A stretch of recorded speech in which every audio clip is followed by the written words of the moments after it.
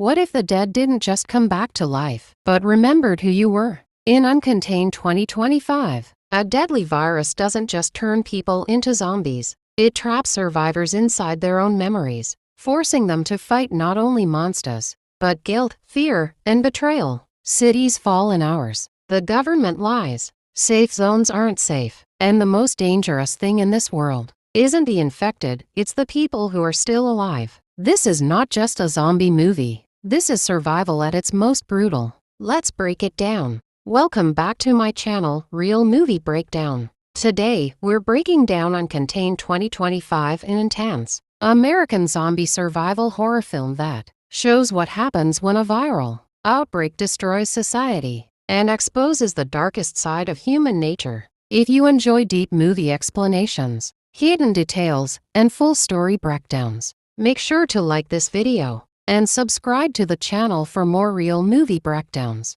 Now, let's get into the movie. The movie opens not with chaos, but with silence. We see a quiet American suburban town early in the morning. Birds are chirping. Streets are empty. Everything feels too calm. A news radio plays faintly in the background, mentioning a localized viral incident that officials claim is fully under control. This immediately tells us something important. The government is lying. Cut to a bioresearch facility located outside the city. Scientists in hazmat suits rush through corridors as alarms blare. Red lights flash. One of the scientists collapses, coughing blood. We're not given a full explanation, and that makes it scarier. All we know, the virus spreads through bites and bodily fluids. Infection time is less than 5 minutes. Death is guaranteed. Reanimation is unavoidable. A military officer on a secure call says one chilling line: "We failed to contain it." That's where the title Uncontained truly begins to make sense. We are introduced to Jack Turner, a former emergency medic. Jack is not a superhero. He's tired, broken, haunted. He lives alone in a small apartment, unable to sleep, drinking cold coffee, staring at old photos of his wife, his young daughter. From context, we learn they died during a previous disaster, which already makes Jack emotionally numb. This matters because Uncontained is not just about zombies. It's about people who have already lost everything. Jack gets a call from his old colleague, Sarah, who works at a hospital. She sounds terrified. People are attacking the nurses. They're biting. Jack, this isn't normal. Before Jack can respond, the line cuts. Moments later, sirens everywhere. Police cars speed past. Helicopters roar overhead. Then Jack sees it. A man stumbles into the street. His neck is torn open. His eyes are dead. And suddenly, he attacks a woman. No hesitation. No emotion. Just hunger. The zombie outbreak has officially begun.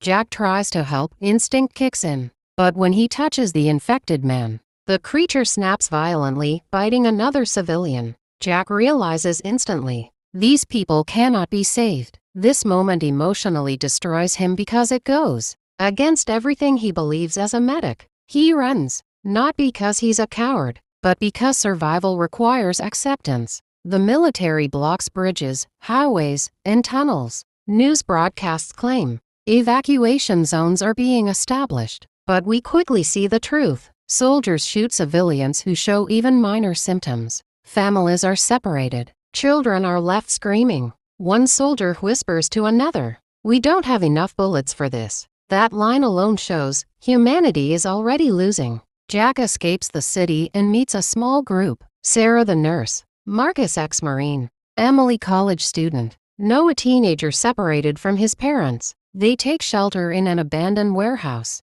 Here the movie slows down, and this is where Uncontained shines. No loud music, no jump scares, just fear, paranoia, silence. They all ask the same question: how long can we survive? Here comes the big twist of the movie. Sarah reveals something horrifying. Some infected recognize people from their past. A zombie pauses, looks confused, then attacks anyway. This suggests the virus doesn't erase memory immediately, meaning the infected are trapped inside their bodies, watching themselves kill. This adds psychological horror, separating Uncontained from typical zombie films. As night falls, the group hears banging on the warehouse doors. Dozens of infected surround them. One zombie steps forward, and Jack recognizes him. It's someone he knows. Jack is frozen in place. Standing outside the warehouse door is Daniel, Jack's former partner from his medic days. Daniel's face is pale. His movements are slow and unnatural, but his eyes recognize Jack. For a brief second, Daniel stops banging on the door. He whispers Jack's name. This moment is terrifying because it confirms the worst truth. The infected are still conscious inside. Marcus immediately raises his rifle and prepares to shoot. Jack hesitates, and in this world, hesitation kills. The infected swarm the warehouse. Marcus opens fire. Glass shatters. Zombies crash through broken windows. In the chaos, Noel, the teenage boy, gets cornered. Jack tries to reach him, but it's too late. Noel is bitten on the arm. There is no dramatic music, no screaming, just silence and understanding. Noel looks at Jack and says, "Don't let me turn into one of them." This scene is emotionally devastating. Jack, a man sworn to save lives, now has to end one. Marcus pulls the trigger. This moment changes everyone. From here on, hope dies.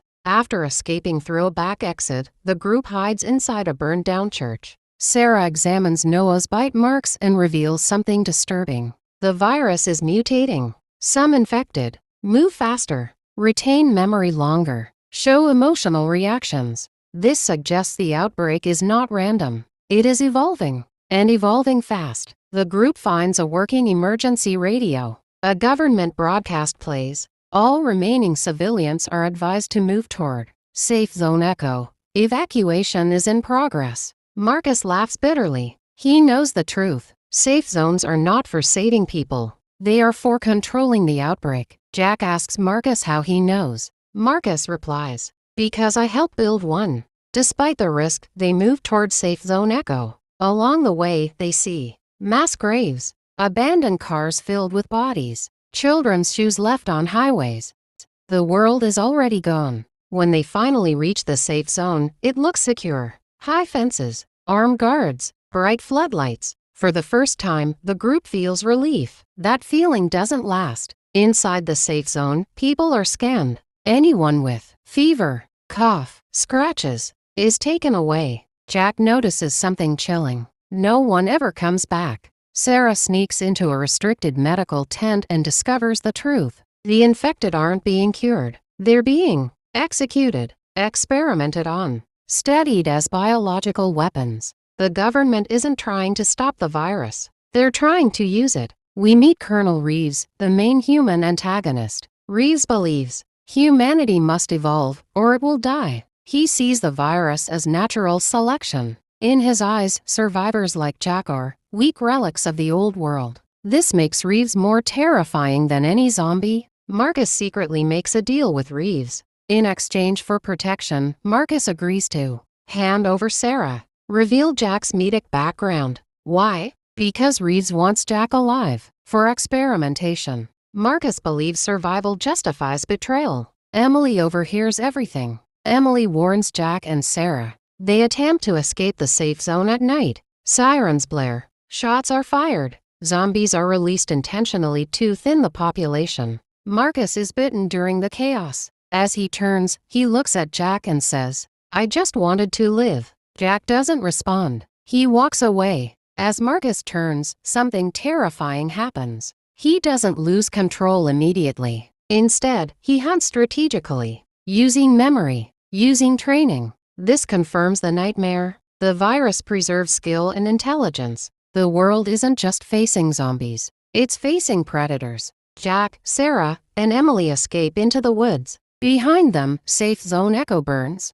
Sarah asks the question no one wants to answer. If this spreads, what's left to save? Jack looks at the burning horizon and says, "Nothing, except each other." Jack, Sarah, and Emily move through dense forest, trying to stay silent. At night, they see fires in the distance, more safe zones falling. Sarah finally reveals the truth she's been hiding. She helped design the early containment protocol for the virus, but the data was stolen and weaponized. She says one line that defines the movie. This wasn't an accident. It was allowed. The virus was created to increase human survival instincts, remove emotional weakness, force rapid evolution. But it failed. Instead of evolution, it created endless hunger trapped inside human minds. The infected are not monsters, they are prisoners. The group reaches a research bunker with a broadcast tower. Emily stays behind to distract the infected. She locks herself inside and says, "Make sure someone remembers we tried."